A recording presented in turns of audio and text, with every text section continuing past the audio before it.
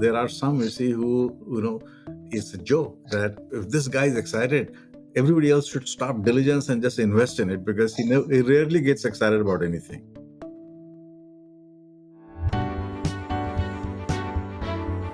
You are listening to The Sure Shot Entrepreneur, a podcast for founders with ambitious ideas. Venture capital investors and other early believers tell you relatable, insightful, and authentic stories to help you realize your vision. Welcome to The Sure Shot Entrepreneur. I'm your host, Gopi Rangan. My guest today is Venk Shukla. Venk is the founder and managing partner at Monta Vista Capital. He started the firm in 2014, based in Silicon Valley. And besides starting Monta Vista, he's been involved in many incredibly important entrepreneurial initiatives, mainly through TIE. We're going to talk to him about how he got involved in this world of startups and venture capital. And we will ask him some questions about how he makes investments, what gets him excited, what questions does he ask founders in the first meeting and the second meeting. Venk, welcome to the Sure Shot Entrepreneur. Happy to be here. Thank you. Let's start with you. You grew up in India and then you migrated to the US and you've been living in Silicon Valley for a few decades now. Early in your career, you were an entrepreneur and eventually you transitioned to the world of venture capital. Walk us through that journey briefly. I'm a reluctant immigrant to the United States. I was, as my wife says, fat, dumb, and happy in the civil service of India. I did the undergrad in electronics engineering, but didn't work for a day. And I joined civil service instead. And then arranged marriage. And my wife was doing her undergrad in engineering from Berkeley. I got married to her with the assurance from the parents that she will come to India after the marriage. And it was a shock to me to discover that she had zero intention of doing that. So after 2 years of resisting the coming here, I finally decided to come as a compromise to do my master's here. And then we'll decide. That turned out to be the beginning of a slippery slope because I went to MIT and her salary as an engineer was not enough to pay my tuition. So I had to borrow money. And if I went back, those days civil servants in India were not paid very well. I calculated that if I went back, I'll be paying back the loan is the rest of my career. So I said, okay, instead of that, why don't I work here for 2 years, pay off the loan, and then go back to India? And that was the beginning of the slippery slope. And basically, my wife won. The 2 years has turned into more than 2 decades, and you're still here and happily married. I've met your wife a few times as well. Yeah, I'm still here. So I was a reluctant immigrant and I'm an accidental VC. I had no intention of becoming a VC. What happened was that I was a VP of marketing at Cadence Design. And one day I sat through my appointments and I calculated and I realized that I'm spending about 70% of my time in meetings, either preparing for a meeting, in the meeting, or following up from the meeting. Another 15 to 20% of the time I'm spending on HR kind of other internal issues, one-on-ones, the performance reviews and hiring and firing and stuff like that. The stuff that I actually loved, which is the product and the customer, I was doing less than 10% of that. So I said, well, this is not fun. So I took a chance. I went to a startup and that startup was very successful. It gave me the financial security for the rest of my life. And that by itself was freedom. And since then, I've been in one startup after the other. Some of them have been successful, and some of them have been what we all call valuable learning experience. My last startup was that. And my learning from that last startup was that don't jump into anything quickly. Do your diligence, take your time. So I told my wife that 18 months I won't do anything. I'll just look around and participate in different things. That's the time when I started TIE Angels within TIE, and I roped in Prashant to work with me. And that experience really transformed me. It was intoxicating. Everyone walking through that door was some expert in some area, and they very patiently educated you on what they knew because they wanted your money. So I thought, wow, this is such an amazingly efficient way of learning about so many different things from experts, and I don't even have to pay them. The other thing I discovered was that having been in the entrepreneur's shoes see so many times, any advice I gave them, they found it very valuable. Something that was very intuitive and obvious to me was a significant value add to the entrepreneur. And I said, wow, I really love this thing, learning new things. And every day I'm learning something new. And I'm actually adding value to the entrepreneur. And it turned out that some of the investments that I made in that angel group turned out to be the best among any other member of the angel investor group. We had 100 members. First 3 years, we made 25 investments. I wrote 5 checks. And those 5 companies turned out to be the best 5 companies out of those 25. So I said, oh, so the method that I use for making investments seems to work. I really love doing this thing. So let's just start a fund instead of being CEO of yet another startup. That's how I started the fund. Just went to 100 people that I knew with hat in hand. And it was very efficient process because people will tell you in one coffee meeting whether they're going to give you money or they will say, okay, get out of here. And it was very efficient. In 2 months, I had my fund. It's a fascinating story. You were a reluctant immigrant, but you're now here in the US. You've made a home. You're living the American dream. And you were an accidental entrepreneur as well. You found that was a path to building something that the world really cared about, and you found a lot of satisfaction. Along the way, you found financial freedom as well. And then you were an accidental VC, like you said, and you found that this is extremely addictive and very, very satisfying when founders take your advice and actually find it super valuable. You've already mentioned a few things on why you like to be a VC, but what keeps you going? Why is building Monta Vista Capital important for you? That by itself is not that important. What is really important is learning from everyone who comes in and then working with a team of experts. I get excited very quickly. And I hear something and, oh, this sounds very good. And then we rope in the partners, we rope in the experts and stuff. And then the process of not getting excited happens. But that itself is a learning experience. So the two things that I like, one is I want to connect with different people, especially people who have accomplished something in life. And this venture fund is a great platform for that. A, I'm learning something every day. And B, in the process of fundraising or in the process of doing diligence, I get connected to very, very impressive people. And that by itself is a reward. And then on top of that, if you have made good investment decisions, it pays well too. I'm wondering, why didn't I know about this thing 20, 30 years earlier? It is a dream job for me as well. It's a combination of so many things that all work together, and eventually, it's a great outcome for the world too. If you are intellectually curious, there is no better profession than this one. I'm intellectually curious. If somebody were to say that, hey, I'm an expert on mating habits of cockroaches, I'll give you 10 minutes. Please tell me about the mating habits of cockroaches. So it's You a will find those experts, and they'll take the time to teach you. You're right. Yes. yes, that's true. That's true.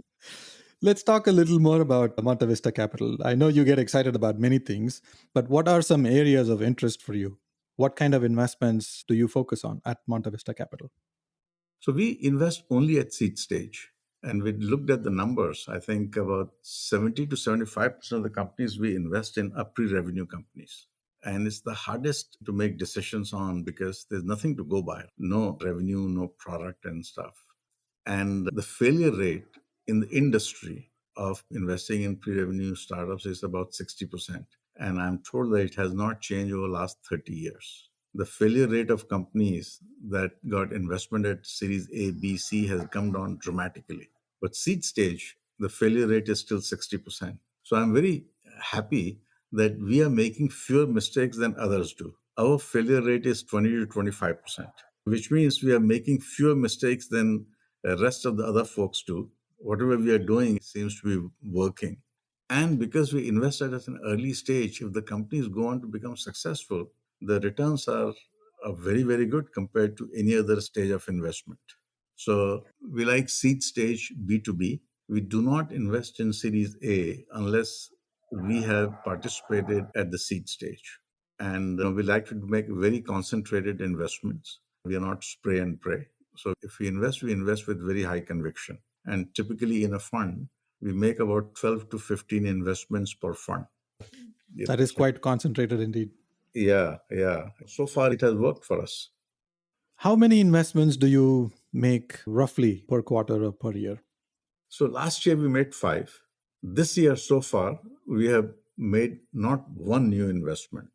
And it's not for lack of not looking at companies and not investigating them enough and stuff. It's just that so happens we don't invest on a clock. Last year was very prolific year for us, and yet not one of them was generative AI. Not one of them. We did generative AI investment before that word became popular. Before ChatGPT had come out in November of 2022, we had made one investment before that. But in 23, we did not make a single investment in Gen AI because we found that a lot of them were nothing but a little bit of wrapper you see, on top of ChatGPT. And there was not much of a sustainable technology differentiation. We like tech differentiation. So something that can be sustained over a period of time, or some very unique insight about the industry that is not normally known. So last year we did five. I think this year, given that half the year has already passed, probably we'll do about two at the most three. How do you get information that gives you that conviction?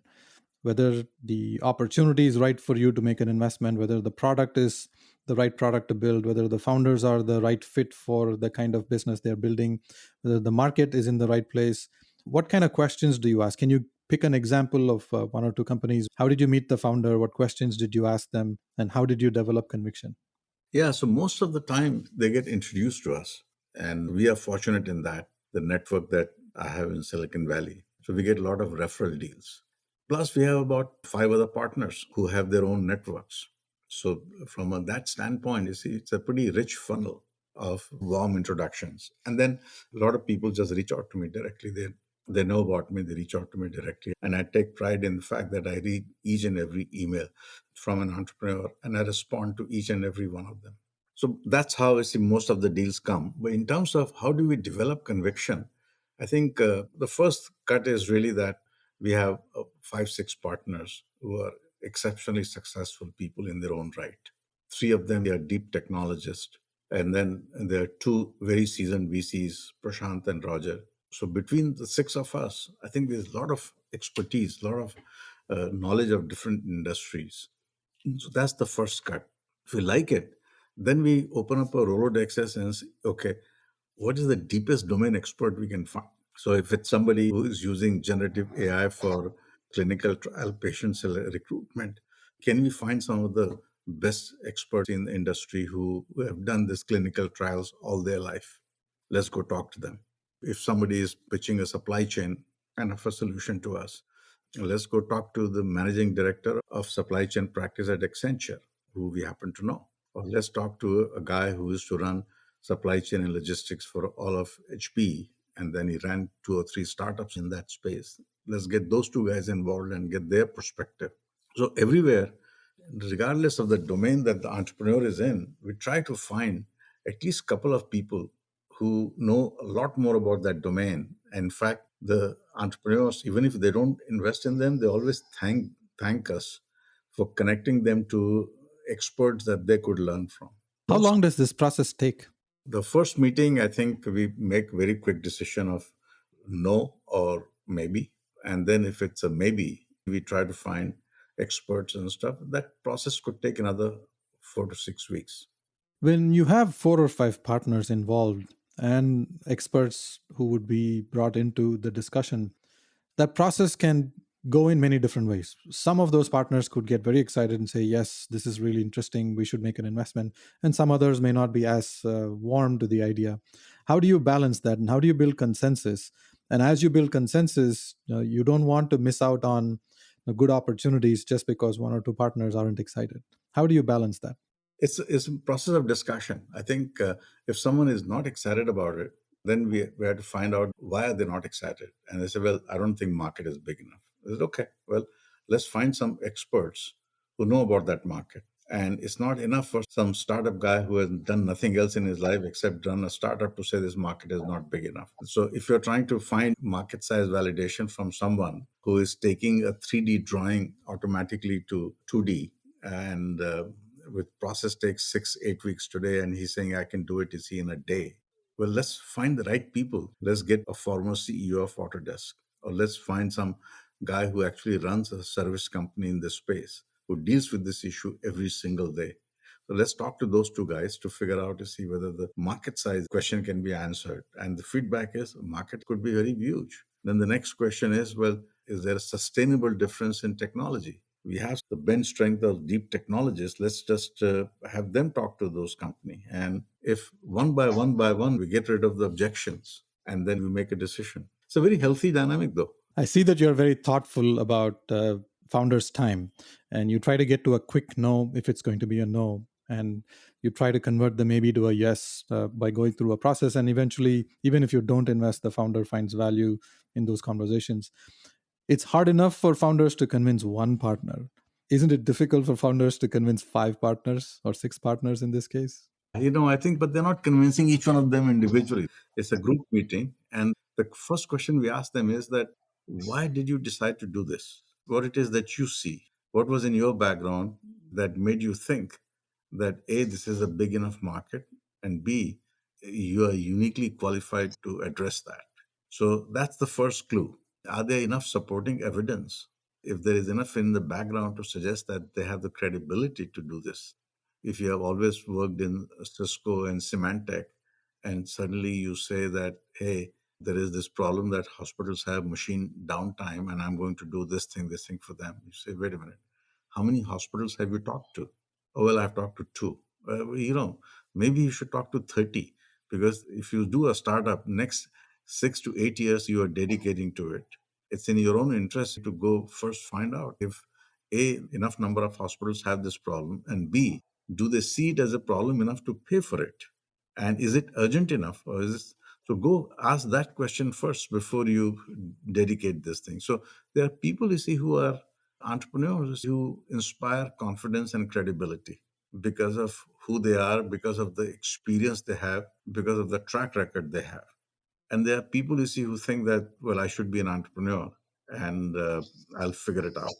Starting with the question of why did you start this company? What was your motivation? Right. Is a good place to begin the conversation. Yeah. I know we are co investors in at least one company, First Shift, and hopefully we'll find more opportunities to collaborate.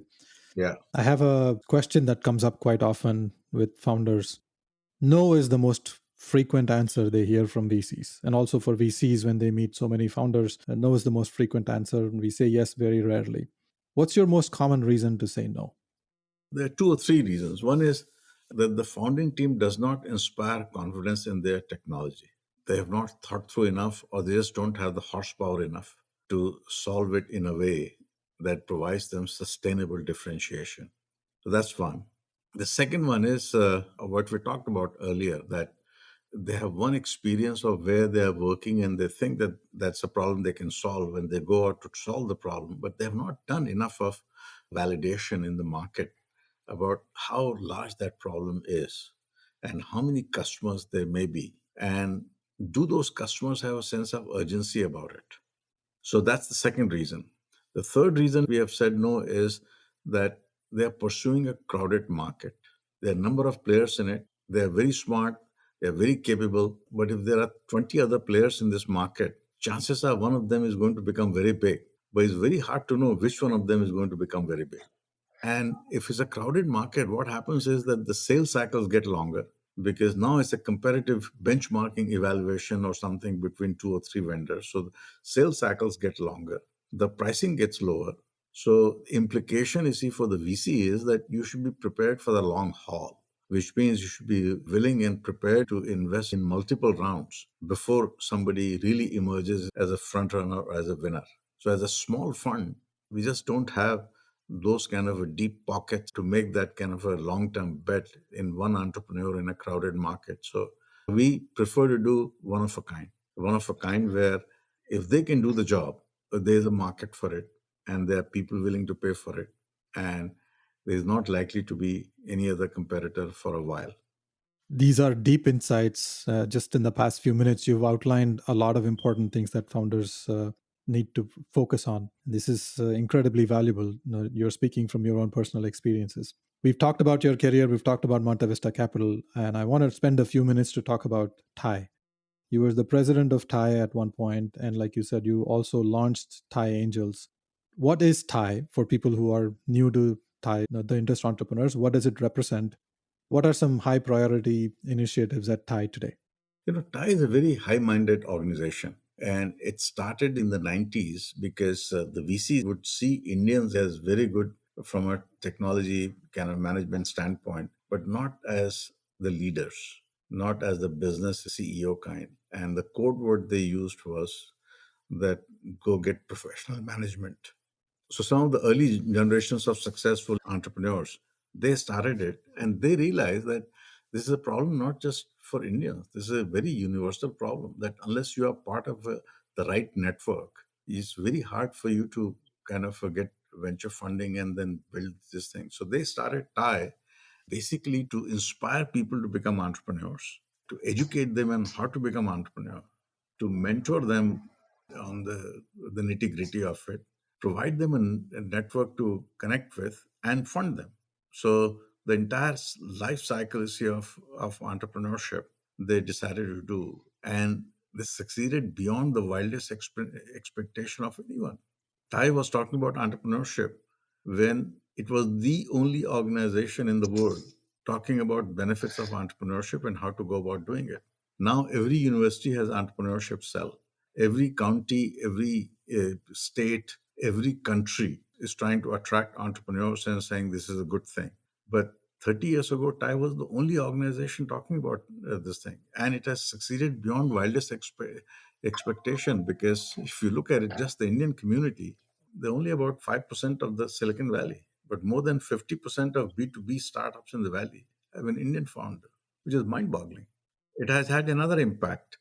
Successful startups were acquired by big companies, and the CEOs of those companies went on to become general managers of those divisions, and they did very well. So the mental block that people had, that can these people become leaders, went away. A lot of very big companies had a lot of VPs and general managers and senior VPs in their ranks. So from them going to the next level and becoming CEOs was just a very small step. The big conceptual break happened when these startups run by Indians became phenomenally successful. So TIE is a very high-minded organization, and its core value is that people who are successful in life in any aspect have an obligation to help the next generation of entrepreneurs because it's the entrepreneurs who solve the toughest problem in the society. So it's an obligation to help the next generation entrepreneur. And they institutionalize this and figured out programs all over the world. So very proud of it. And some of the best memories are associated with being part of TIE. I can see that Thai has become a global organization and has been a champion for entrepreneurship for many decades now. In the 1990s, the Indians and many South Asians were mainly looked at for services and IT services and those kind of things. And even engineers who were successful in Silicon Valley and large tech companies, they didn't get into many management roles. And starting a company, being a CEO of a company, was very difficult. And like you said, the phrase that was used was, can you go get professional CEO or professional management team? And that was a very open dialogue that people would have. Now, today, the world has changed, and many large companies have Indian CEOs and many South Asians as CEOs. Thai has contributed significantly to that change in the culture, change in the mindset of how the world views this community. Thanks to Thai and all the leaders at Thai who made this happen. We're coming towards the end of our conversation, and I want to ask you about your community involvement. Is there any other nonprofit organization you are passionate about? Which one? Yeah, I've been involved with another organization from the beginning called Foundation for Excellence. We give scholarships to extremely talented kids in India who happen to come from very poor families. They're typically kids of maidservants, street vendors, landless laborers, and stuff. But the good news is that in India, there's a merit based competitive exams. And if you're good enough, you're motivated enough, and you get into a good engineering college or medical college, we give scholarship to those kids. And so far, we have funded close to about 26,000 kids in India. And thanks to Foundation for Excellence, they have become engineers or doctors. And there's one idea which is pretty unique about this nonprofit. All the other nonprofits do good work if you keep giving them money. It's a one way thing. Foundation for Excellence is the only one that has figured out a recipe for long term sustainability, which is every kid that you fund takes an honor pledge to fund two more kids when he or she is in a position to do it. And last year, we raised close to 10 crore rupees in India, thanks to direct or indirect contribution from our alumni scholars. It's a huge amount of money. And I was the first president of FFE. I ran it for the first 18 years. Now I'm still on the board of the US entity as well as trustee of the India entity. And this is one of the most satisfying thing I've done, which is when you don't even know who the beneficiary is, but you give your money and you create this thing to fund those people and how they go on to transform their life and the lives of their family and people around them. That's very satisfying. Venk, you have such a rich experience in your life through your work and many other activities that you're directly involved in and you created. We can keep this conversation going and talk for at least another hour or two, but we have to conclude here. I want to thank you for spending time with me, sharing your personal perspectives, sharing your journey, sharing insights and advice to founders. I look forward to sharing your nuggets of wisdom with the world. Thank you for having me here again. Thank you for listening to The Sure Shot Entrepreneur. I hope you enjoyed listening to real-life stories about early believers supporting ambitious entrepreneurs. Please subscribe to the podcast and post a review. Your comments will help other entrepreneurs find this podcast. I look forward to catching you at the next episode.